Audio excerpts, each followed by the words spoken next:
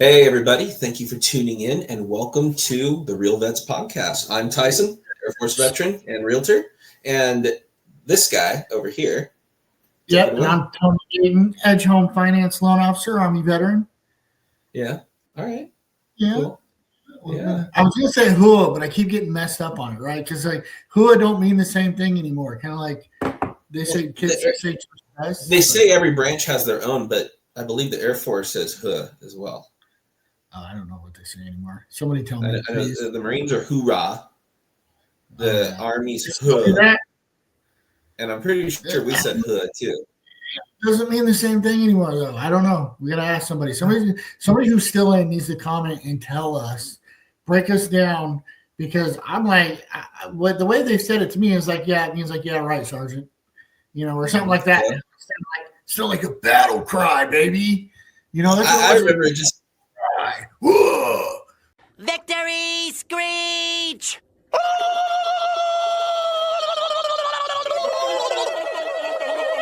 Yeah, that's what it started out as. I mean, like you're sitting there at like a commander's call, and there was just like, everybody hear me, huh? And there was like, huh? And it's like, yeah. And of course, you go to the Navy, and it's hey, so yeah, pretty much. So, we got two topics today. First topic, we're going to talk about this Fed rate cut because it is December. You can tell by the Christmas tree behind me. We got ornaments on it. We're getting close to that Christmas time. Love the holiday. And then the second one we're going to hit is the VA renovation loan. I know we've talked about it before, but my friends, it's time to talk about it again because we do what the facts tell us to do. And boy, we got something in store for you on that. So stay tuned, get ready. Can't wait to see what's next and some hot takes. Before we get into the Fed rate cut and renovation loans, today, Tyson, we got some hot takes to talk about. Yeah, what's grinding your gears, Tony? You know what really grinds my gears? This portable mortgage thing. Like I keep hearing about it. Like they're trying to come up with ways to create new stuff and for mortgage. And I'm like, so what's this mean? You're just gonna like load up your U-Haul with your stuff, throw your bicycle in there, your couch, your suitcases, and throw your mortgage in there too? Back up the truck! Back it up! Like, what the heck are we talking about here? So, I don't know. I don't get it. Like, I don't know. Maybe it puts me out of a job. I don't know. We'll see. How about you? You got anything for us today? Any viral trending hot takes? What do you got? Well, had a bad CMP exam because I'm going for my trying to get my disability taken care of with the VA. So had a bad CMP exam. 2 thumbs down. That's why you always do your research on what's supposed to happen in the exam for what you're getting looked at, because those people sometimes they're handling so much, they're going through the motions and they don't do the job right, and you end up suffering. They don't. So we could talk about that a little bit later, but that's going to be my hot take is bad CMP exam. Oh yeah. We're definitely not talking about portable mortgage, but we need to come back to that. 1 minute, 37 seconds later. All right, Tony, let's get into this Fed rate cut. You're the mortgage guru, so take us into it. Yeah, let's get right into the Fed chairs cut rates today, right? Like they cut them a quarter point. You know what's crazy about that is we knew like all this stuff's like measured on investor confidence on what they're going to do. Right? What are they going to do? They're looking at the JOLTS reports, looking at the ADP reports, the inflation reports, all these economic reports that are coming in. And the like hedge funders, the investors, those guys are like looking at what they expect the Fed to do. So going in, we expected the Fed to cut 25 basis points, which was having me telling my clients like, hey, we already know what they're going to do. The last Fed rate cut that is 2 weeks in, it was already priced in, right? And so going into this one, we think rates ain't going to shift. We already know what's going to happen. Expect them to take like this hawkish tone afterwards. And it was just, oh my gosh, it was just a little bit different when I watched Jerome Powell on the afterwards talking. And he was like super cautious, about the year. And kind of leaning on the fact of the government shutdown. Like it didn't have a lot of it. Like we didn't have all the information, you know what I mean? And kind of talking about less, it seemed like a lot less rate cuts next year, rolling into next year. And just kind of going, you know, how they do, like when they're speaking, like in sports. Oh, I just love to play the game. That's, you know, that's, you can tell that's what he's kind of saying. And people are asking. Yeah, he's trying to stay scripted, you know, and so, but he's still got to answer the questions. So, and it was just, I don't know, whatever his approach was, you know, it actually impacted the market in a pretty good way today. We'll see how it plays out. I feel like he definitely mentioned, which was one of the things that used to really drive rates up, was the inflation.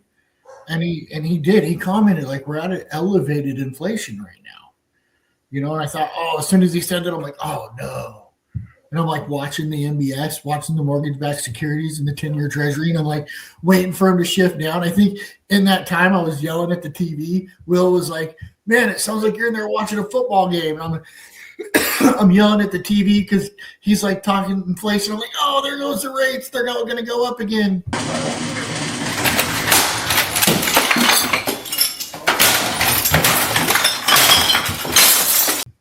And I know I was like, all right. And I was just watching, and they didn't. And then I'm, slowly watching because I get alerts. So I get these alerts from like Hammer and stuff like that. And they started just kind of, the mortgage bonds were climbing, which is good for rates, right? And mortgage bonds were climbing, and so I was like, okay, you know, and it felt so much like everything was really kind of just waiting for next week. But next week's anticipation was that, you know, the jobs number, unemployment, all these things that impact the market are going to come out in a way that would cause more of a recessionary type indicators, which when they're in a situation like that, they'll usually use mortgages to drive through a recession. He specifically said the mortgage market was weak. You know, I heard him say that, and I'm like, okay. So I don't know. There's just a lot going on with that. And I mean, and that's kind of why I wanted to lead that into the topic VA renovations later, because there's a lot at play here. You know, there's a lot at play because every time I see this stuff, I'm like, hey, what's next, right? Like, what's this mean for the market, and how do I help the veterans in this market make the best financial decision possible? What's going to be the one that puts the money in their pocket, right? That's the one that I want. So whatever I got to do to figure it out or get them in, because we all know buying houses builds wealth, right? I mean, you can agree to that, you know. I mean, well, and the prediction is they're still going to fall over the year, right? Like that's still the prediction. Rates are going to fall over the year. Some are saying high fives, low fives. You know, everybody's in the fives by the end of the year. That's basically what they're saying. But we'll see what that looks. It was just really cautious approach, you know. And I think I think that this really doesn't mean like, hey, let's wait till 2026. I mean, Tyson, in this market, you're out there, you know, the one working with sellers and trying to help these clients still get into homes. I mean, waiting for the rates to drop feels like looks like a bad idea, and that's usually what I'm telling my clients. Yeah, you know? I mean, it brings competition. It changes whether it's a buyer's market or a seller's market. I mean, right now, buyers are able to get closing costs and even usually some concession money towards buying the rate down further. But you know, the more buyers there are in the market, the more confident a seller is that they can sell their house, and so they're willing to give up less. They're willing to not negotiate as much because you're offering me asking price, but you're asking for $20K. This guy's only asking me for, $5. So he's like, oh, I have 7 showings after you. I'm not going to take anything less than what I'm asking for, and that's leverage that they feel like they have when the buyers all hit the market. So right now, when you're the sole buyer, you're like the only showing they've had this week or last week, and an offer comes in, there's a lot more excitement on the selling side, and usually they want to do a little more. How does that conversation go though? Like, you are a pro. Like you are a pro at getting closing costs. Like nobody does it like you do. Like, I mean, I and I've worked with a lot of people. Like I've seen, like, and it's so smooth because it's not really. I'm not doing a lot of work there. When I see you doing this, you're in there just getting it, and all of a sudden I'm like, hey, here's the closing costs. You're like, all right, like what are you doing? Like how are you getting that? Like I feel like you're even doing it before you even look at the house. No, you talk to your loan officer. You figure out how much in closing costs do we need to make this work, and then how much do we need on top of that if we want to do a buy down? And then you just make that the initial number. I talk to the listing agent. I tell them up front, hey, my guys need closing costs. I kind of pre-prep them for that. That way there's not as much sticker shock when the offer hits the email. Yeah, then you tell them, it's like, hey, that's what's making, right now we don't have many buyers. So, what's bringing this buyer to the table that wants to even offer on your house in the first place? Well, they can afford it, but they need these closing costs because of the rate. So if you want to sell your house right now, this is what it's going to take. And usually it's like, a lot of people, they're like, oh, can we offer, I'd like to offer 20 under, but then you also want closing costs. I was like, well, yeah, I need that. I was just like, so actually you're asking for, 30K under, because you got to subtract those closing costs you're asked for. You got to look at what the bottom line is of the seller. That's what they're looking at. And so usually it starts out, it's like, asking price and asking for closing costs. And then they come back,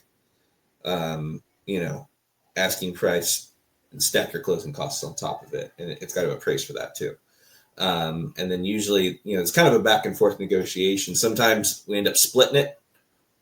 And sometimes we end up having to stack them on top. But a lot of the times it's still beneficial to the buyer when you look at the final number and the payment.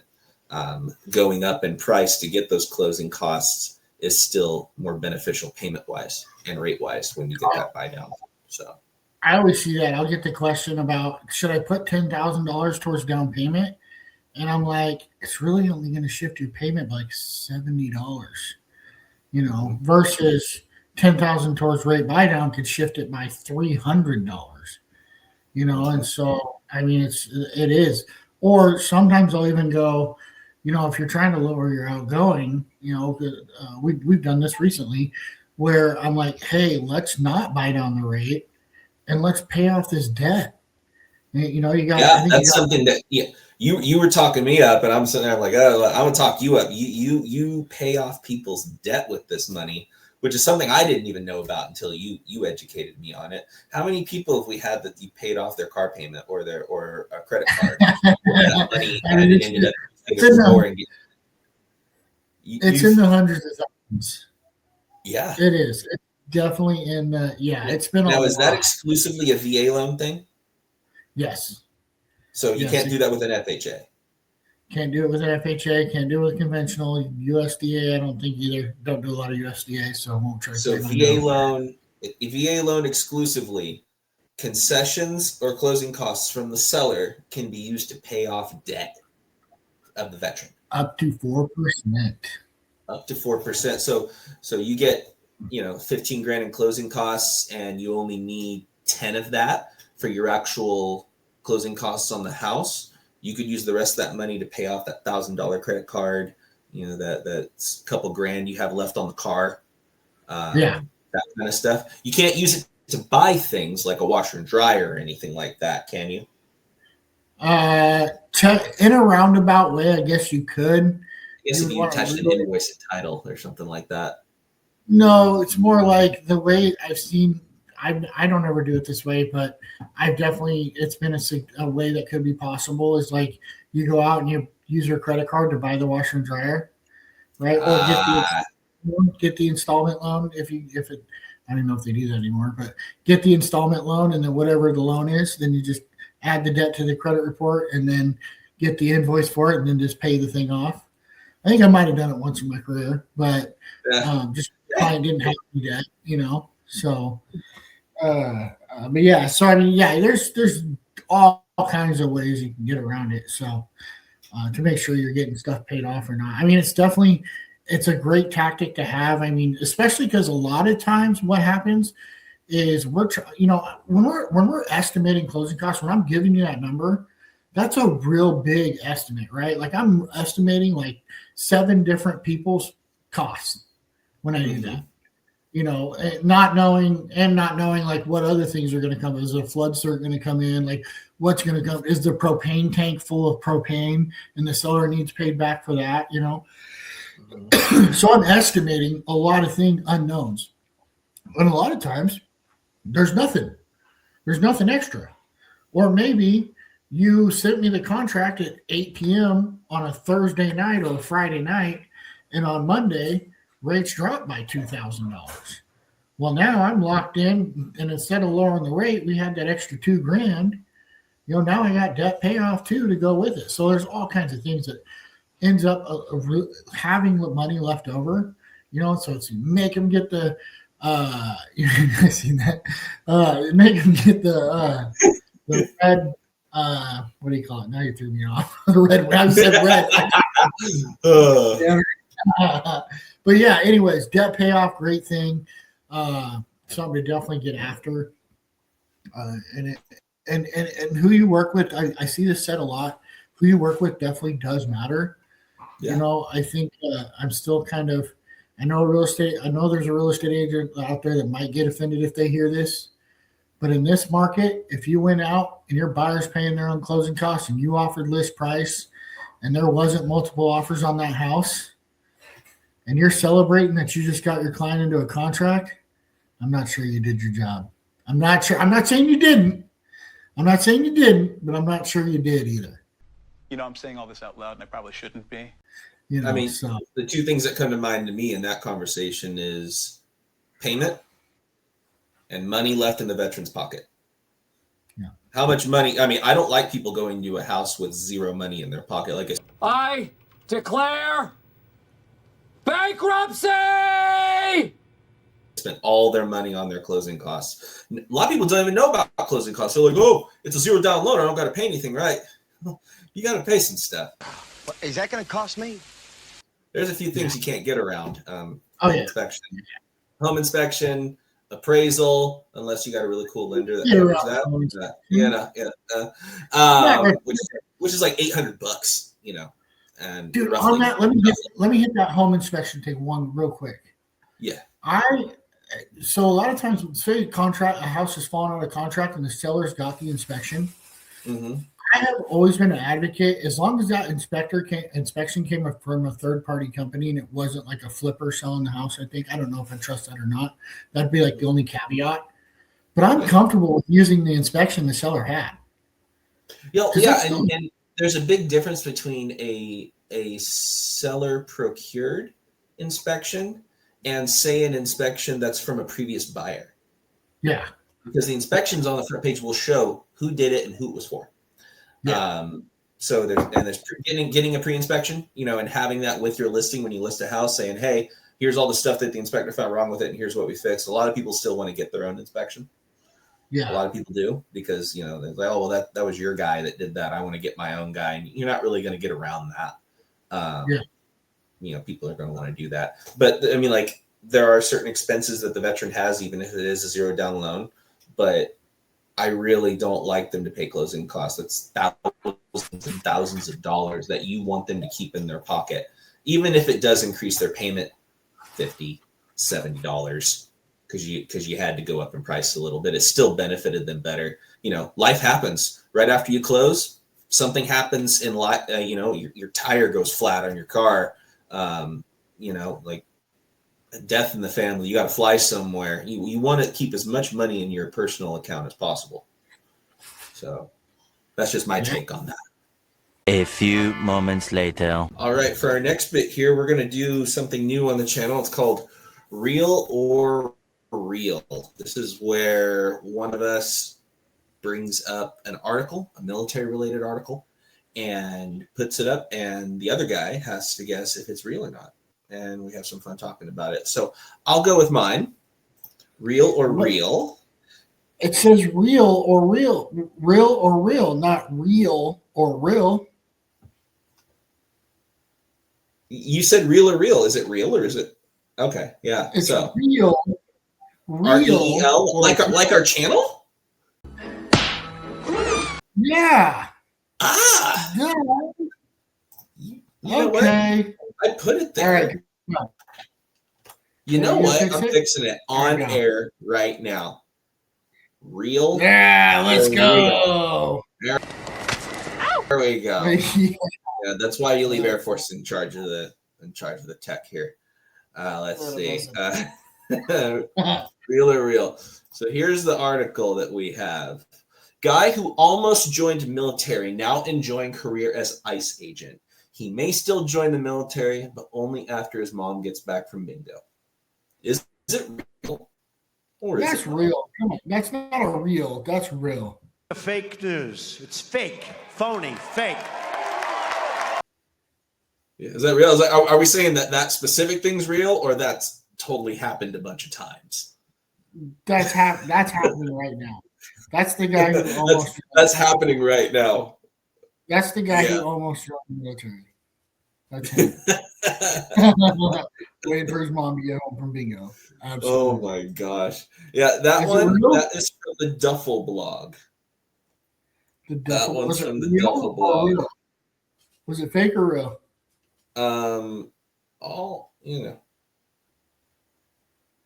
I'd say the specific instance isn't real, but I can believe that it's happened before.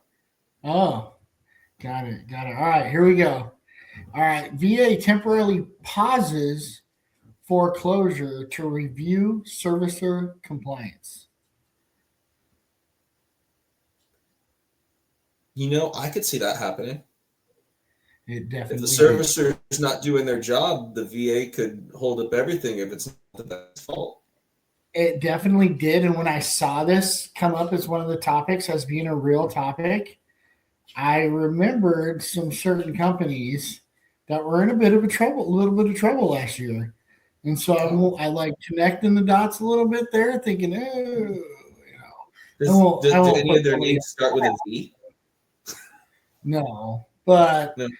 I mean, it definitely triggered some I was like, oh, so yeah, in 2023 into 2024, they paused some foreclosures to review their compliance.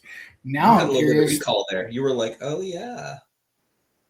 Yeah, I want to go look up and see who it was and kind of, maybe put a buyer beware out. If it's public, I mean, can't we just say about it? I'm down for buyer beware for veterans. I'll do that all day long. But I don't want to put anybody out that I don't know. If I don't get the facts right, I'm not going to put it out. So, I mean, I'm not just a shit talker, you know what I mean? I definitely want to know for sure I got my facts right. So that was it. That's our first real or real.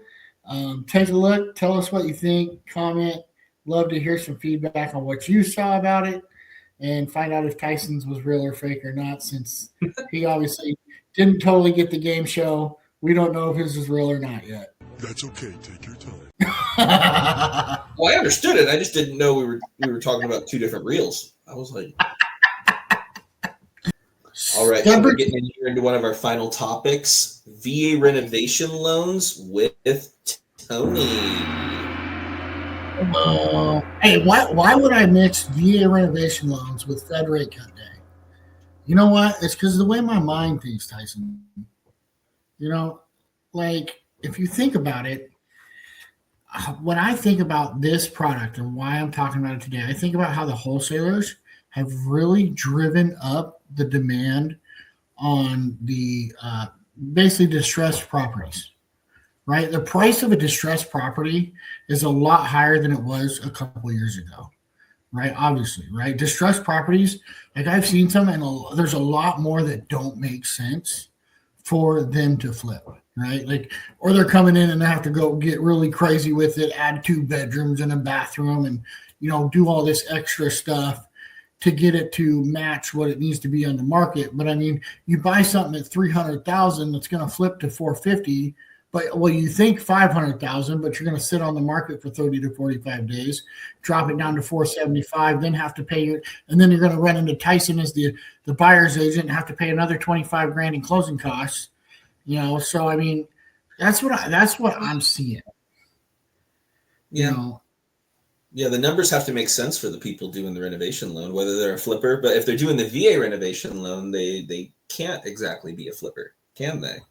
oh, it's a primary residence, right? So take that same $300,000 house, put 125K into it, put 150K into it, right? Put 150K into it. Okay, now you're at 100% LTV. Oh, well, you're fine. You can do a VA renovation loan up to 100%. Check it out. So now what if we do it? What if it's 110?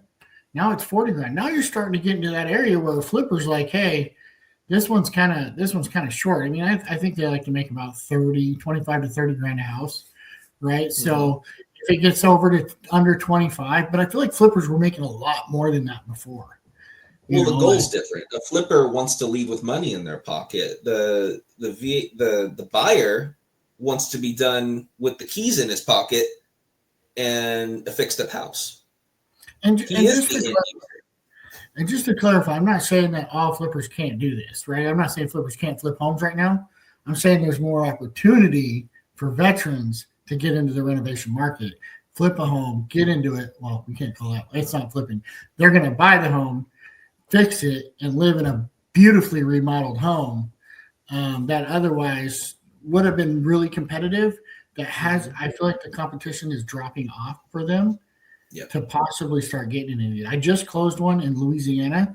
I'm working on another one in South Carolina. I'm actually converting a church. I don't know if I should say that, but yeah, they're converting what used to be a church back into a single family home. Some churches look like a house. It's just a building. It's just a building. Yeah. So, so I mean, it's really it's a really great program right now.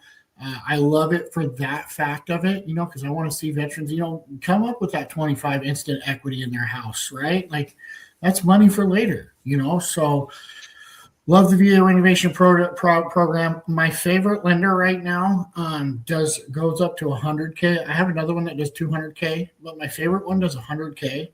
And 100K towards repairs?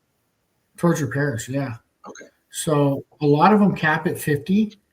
I would hope that some of them start kind of open that cap because 50 grand hasn't worked for almost since I've been in the mortgage business. It worked like early in my career, but after unless you're doing super minor repairs, if you're redoing a kitchen and the floors, I mean, you're getting pretty close there. And then a roof, and the contingency. Yeah, the contingency had to be in there. The extra fees had to be in there for what when you're doing renovation. I mean, they do come with a little bit higher rate, but I've been telling guys just refinance, make 6 payments and refinance. So don't buy the rate down right now. And right now it's golden. Like I'm like you heard the Fed rate cut. My prediction on that earlier, they're talking mid to low 5s and mid to late 2026. You do a renovation right now, make your 6 payments. You're catching the Earl right at the end of that, bro. You're paying maybe an extra $200 a month, but you got this beautiful house. I just include that in my costs of getting her done on the renovation loan, so. I'll make that deal. How about you, bitch? You make that deal? I'd make that deal. I don't blame you. Damn good deal. As a flipper, I think that way. It's all whole, like, what am I pulling out of this thing, right? So, but yeah, so that's kind of the thing I wanted to hit on the VA renovation loans. As always, if you need more information, I'm always willing to help, even if you're working with someone that doesn't maybe know what they're doing, but you want to stay working with them, you can always shoot me a message. I'd be happy to just give you Stop it. Get some help. information. I'm always down to educate, so or them. Have your loan officer call me. That's fine. Have the realtor call me. I'll educate anybody. They need help with it. I do not discriminate, and I think there is enough business out here for everybody. And if this is the first time you're hearing about a VA renovation loan, go check out our other videos. We talk about them in our other videos. So not to double up on it or anything. So we'll just forward you down to our other videos in the stream and check those out too.